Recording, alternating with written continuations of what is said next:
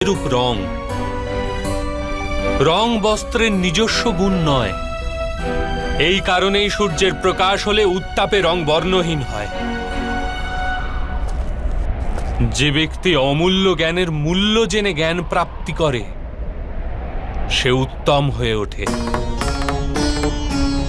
কিন্তু যে ব্যক্তি অন্য কিছু প্রাপ্ত করার আশায় জ্ঞান প্রাপ্ত করে থাকে সে জীবনভর শ্রেষ্ঠ হওয়ার স্পর্ধা দেখিয়ে যেতে থাকে, কিন্তু সে উত্তম হতে পারে না। আপনিও জ্ঞান প্রাপ্ত করেছেন,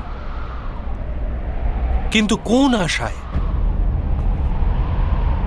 ভগবানের আশ্রয়ে থেকেও কেন আপনার মন শান্ত হয়নি? আপনি সর্বদাই প্রতিযোগিতা জ্ঞান প্রাপ্তির এরূপ আশাই আপনার অনুচিত ছিল।